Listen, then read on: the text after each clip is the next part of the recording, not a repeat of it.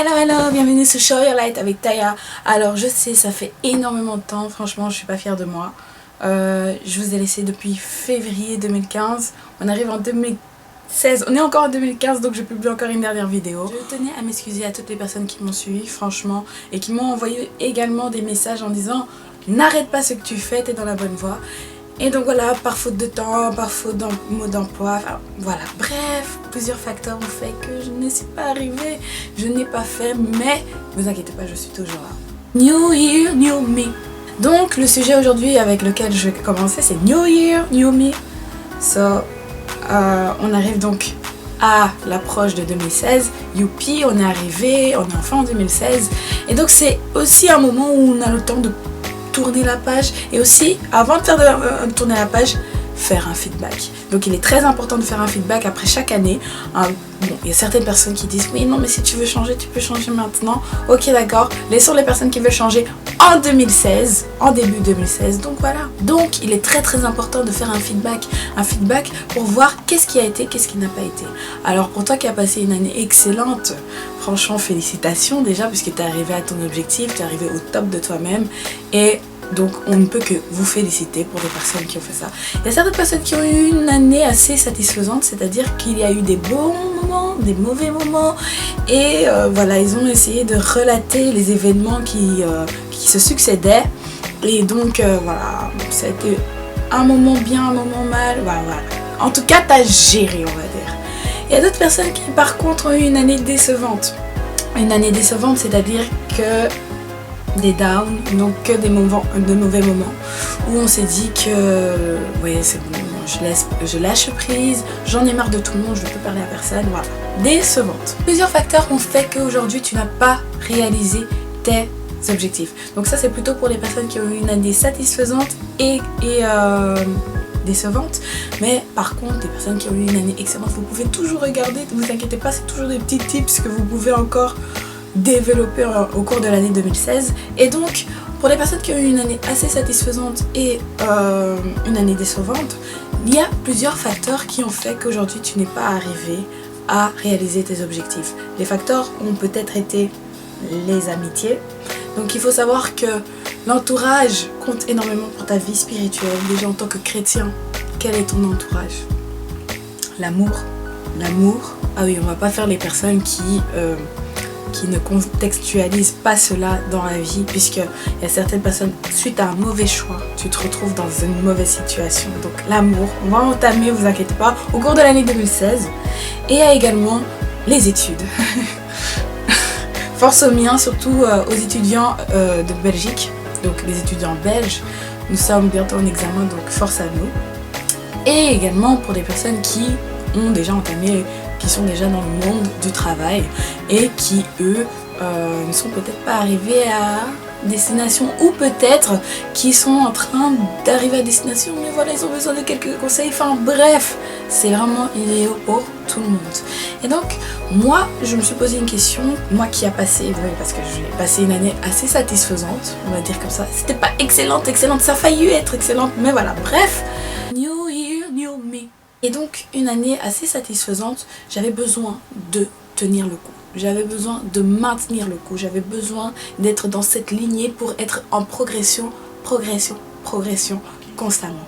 Donc voilà, je me suis rendue dans une librairie que je vais assez souvent, une librairie chrétienne. J'y vais une fois par mois en tout cas, pour me procurer un livre ou encore pour me procurer...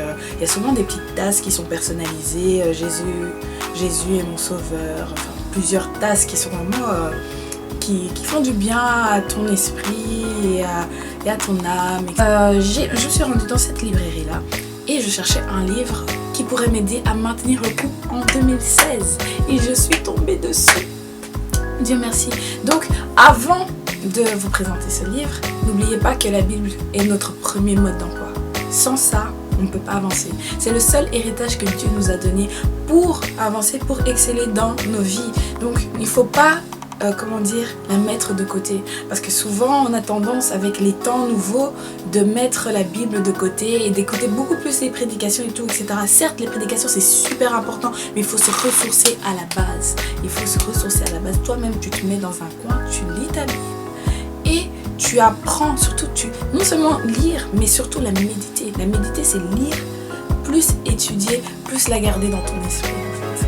C'est ça la différence. Mais voilà, on va en parler bien après, ne vous inquiétez pas. Et donc ce livre que j'ai rencontré, je pourrais même dire rencontré parce que c'est vraiment un livre qui m'a satisfait vraiment d'un point. Je n'ai même pas encore commencé pour vous dire, mais il est là sur ma table, et je ne peux pas encore le commencer parce que vous allez comprendre pourquoi.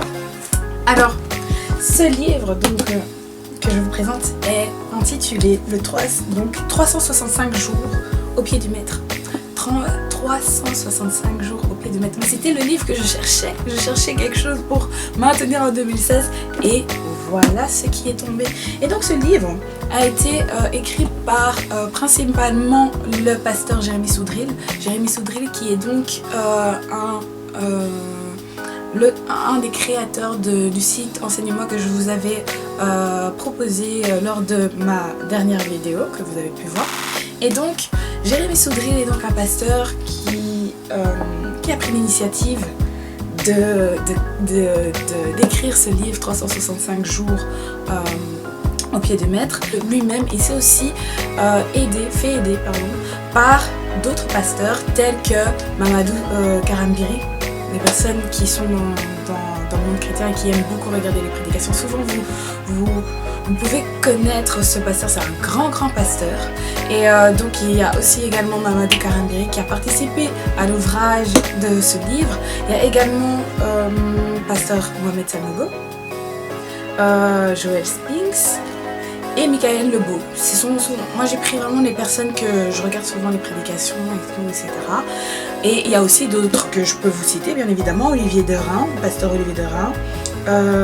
Il y a le couple Jonathan et Anne Bersotte. Il y a également pasteur Raoul Foifo. Il y a plusieurs pasteurs. C'est vraiment un livre que je conseille à tous. Alors vous allez peut-être me dire, mais je ne l'ai pas lu, comment je sais? Je le sais, c'est tout. Non, simplement, pour pas blaguer avec ça, c'est juste que je l'ai feuilleté, bien évidemment. Je feuillete toujours mes livres pour voir à peu près à quoi je vais m'attendre. Et donc j'étais un peu plus curieuse et je suis tombée sur un passage qui m'a directement conquis. Je lui ai dit, je l'achète. Et donc il est au prix de 35 €. Il est au prix de 35 €. Vous pouvez le procurer par internet. Je vous mettrai les liens juste en bas en description de ma vidéo. Vous pourrez retrouver donc ce livre sur internet et vous pouvez aussi également le retrouver dans plusieurs librairies chrétiennes. Alors les librairies chrétiennes que je vais vous mettre juste en dessous en description, ce sont les librairies que vous pouvez retrouver sur Bruxelles, parce qu'étant donné que je suis bruxelloise, donc je me rends souvent dans ces librairies là, particulièrement dans une librairie mais qui se situe pas loin de chez moi, donc c'est pour cela, pour une histoire de proximité, je me rends souvent dans cette librairie là, mais il y a bien évidemment d'autres librairies et vous pourrez choisir en fonction des endroits. Elles sont à peu près pareilles, elles fournissent à peu près les mêmes ouvrages, les mêmes livres de méditation, les mêmes, enfin il y a vraiment de tout. Et donc je vous le conseille à vous qui avez passé une année excellente, satisfaisante ou décevante. Que Dieu puisse encore plus vous guider pour cette année 2016. En 2016, nous devons partir sur des meilleurs outils et nous améliorer de jour en jour, bien évidemment. Donc voilà, je vous conseille vivement de vous procurer ce livre. Donc pour récapituler, il faut faire un feedback, c'est très important. Situer à peu près qu'est-ce qui a été, qu'est-ce qui n'a pas été, prendre de nouvelles dispositions et surtout maintenir les nouvelles règles que vous vous êtes soumis. Donc voilà, que Dieu vous bénisse, que Dieu vous protège, qu'il puisse encore plus vous guider, vous pouvez encore atteindre l'excellence sur l'excellence. Alors plein de bonnes choses, meilleurs vœux, une bonne santé surtout et surtout une bonne santé spirituelle.